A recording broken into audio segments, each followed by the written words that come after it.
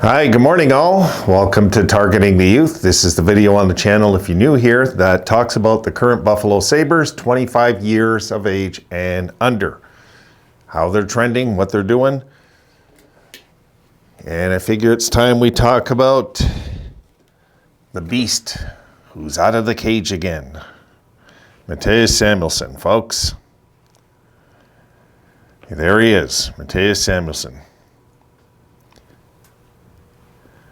Okay, before we get going, I want to give a shout out for the idea of this video. Here is a clip.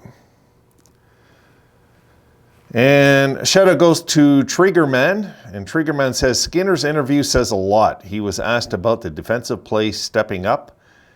And he simply said, ask Sammy. Samuelsson is the most underrated Sabre. I'd like to know what our record is with him in the lineup. Well, Triggerman, I'll give you a bit more than that today, okay? Hopefully you're having your coffee, enjoying the Devin Levi hangover of yesterday. And we're going to talk a little bit about the effect Samuelsson has. One thing I will say, though, I don't think he's underrated. I think, not in the Sabres community, I think we're very aware how important this guy is on this team. We're very aware. Sabres fans are very aware, but the rest of the league, yeah, you're probably right. With the rest of the league, I'd say, yeah, he's underrated. Because I can't tell you how many numerous times, Triggerman, that I've seen notes on my channel where people say, if only we had Samuelsson in the lineup. People know. People are very aware. But outside the league, they didn't even know who he was when we signed the contract. And these are people that take cheap shots at our team and they don't even know who he is. You know what I mean? So this is why you can't take the hockey community serious sometimes, because half of them are kids that are like 20 and under and don't really follow hockey closely. Some do. Some are fanatics, of course. But some don't. You know what I mean? They just follow the trend that, oh, yeah, Buffalo sucks. Yeah. You know, like, it's just the way it is out there. Okay, so let's look at some numbers, guys. Just one clip here. Okay, 49 games played with Samuelsson in the lineup. The Sabres are 29, 16, and 4. So very impressive right off the bat, right? I mean, right away, we just see right there, 29, 16, and 4. We're 13 games over 500 when he plays. Now, let's go a little deeper here. 16 games with 3 or more hits. The Sabres are 13, 2, and 1. On the road, when Samuelsson throws 3 hits, we're 10, 1, and 0. At home, we're 3, 1, and 1. So right there, guys, right there, 13. We're 13, 2, and 1 when he throws 3 hits in a game. 33 games with 2 hits or less, we're 16, 14, and 3 with him in the lineup. So if I'm Granato, I'm looking at this statistic and I'm saying hit. This is just what I'm doing. All right. So the 33 games, we're still over 500, but not near the same record, right? Now, 26 games, he's played 22 minutes and up this year. In the games he's played 22 minutes and up, we're 19, 4, and 3. So that's a huge impact right there. But it even gets bigger here, folks. Look under. At home, we're 7, 2, and 3. With him playing 22 minutes and up. Without him doing that, without him in the lineup, or without Samuelsson on the ice getting 22 minutes in a game, at home, the Sabres are 8, 18, and 1. With him doing that, we're 7, 2, and 3. So right there, guys, if we want to pinpoint our home record issues, look right there, really. And 23 games with under 22 minutes this year, the Sabres are 10, 12, and 1. Those are simple numbers, right? I mean, I'm not into these high metric numbers and this high danger chances. I am into some of it, but guys, I believe what the naked eye sees catches a lot more than what analytics see. I'm just a believer in that. Analytics are kind of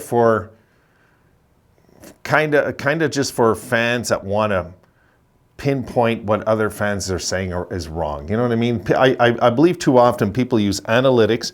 How many times have the Toronto Maple Leafs, I'll give you an example, in the last 5 years, analytically, have been a Stanley Cup favorite.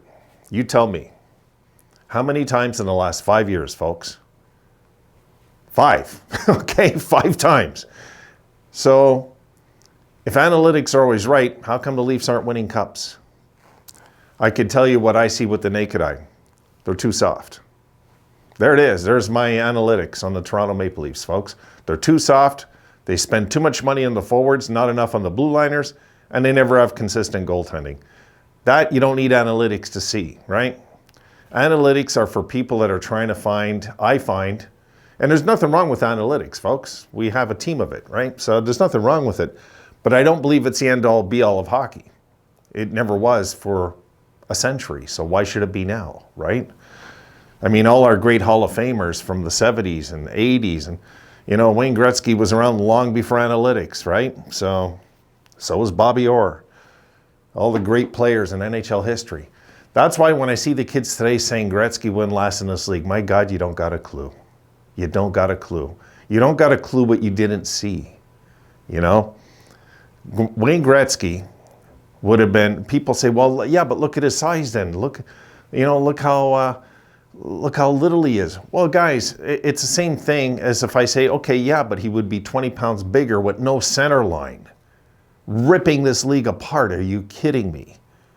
Believe me, Connor McDavid, folks, does not hold a shadow to Wayne Gretzky. Doesn't hold a shadow. This guy really is a great player, Connor McDavid. He's the greatest player of this era. But he's not on the same stratosphere as Wayne Gretzky. He's just not. You know, or Bobby Orr. He's not. You know, you're going to get arguments that the original 6 were better players than, no. Show me the numbers. The numbers have to say that too.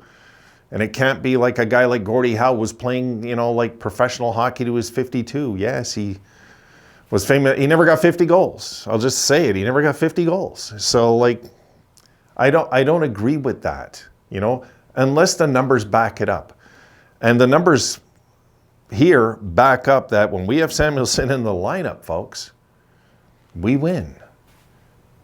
It really is that simple. We win. You know, he's just that type of player. I mean, I was happy when we signed him. You guys remember, I was very happy.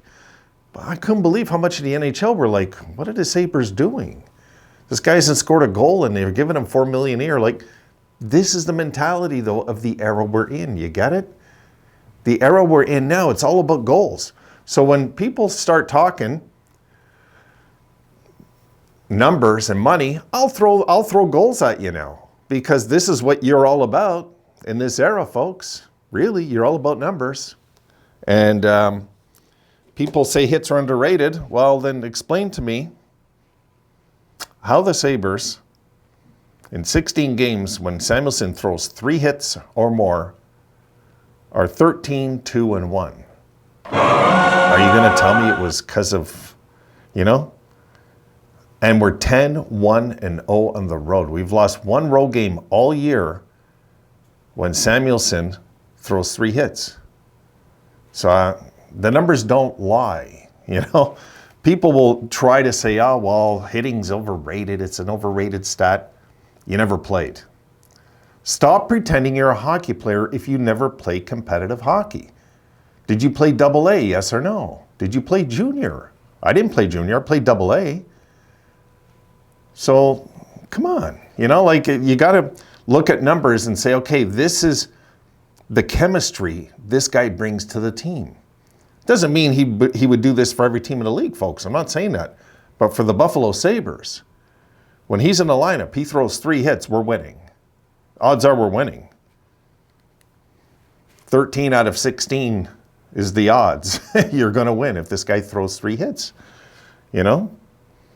But I think the most impressive stat, really, guys, is when he plays 22 minutes and up. We're 19-4-3. You know, that's an impressive stat for me. It is. I think that, folks, we got to embrace these youngsters, because these numbers are going to change. Maybe next year this might look like a 500 number, but this year for this particular bunch, and I don't think it will, for the record. This guy's a real deal, Samuelsson. He's a beast. If only he could stay healthy is the key now. You know? This is the key. This is why, guys, when it comes to Linus Ullmark getting all this attention this year, the majority of us Sabres fans know that this guy is one pregame stretch away from an injury. We just know that this guy could break like glass all of a sudden. So I think, I honestly believe if the Bruins win the Cup this year, it's going to be because of Swayman. I really do. I think Swayman has quick reflexes. I think he's a good young goalie. I know most Bruin fans will probably disagree, but I don't think so. If the Bruins are going to win the Cup, I honestly believe Swayman's going to lead them there. That's just my take on that. But anyway, guys, I'm going to leave it there about Samuelsson. I think this is some interesting stuff, because we know we win more when he's in the lineup. I think all of us know this. We're pretty aware of it. It's just not, my goodness, we haven't been lucky with health this year. And I think next year, folks, if we jump on this physical thing and this getting more grit mentality, these injuries will get less and less on our team at least, We need to have a little fear struck into opponents who think they can cross-check us from behind. We don't have that right now in our lineup. We just don't. This is why I wanted to get Reeves, okay? Because it would make somebody think second about cross-checking somebody like Rasmus Dahlin from behind with a dirty hit. It will make them think about it at least. All right, guys, done for this one. I'll see you in the pregame.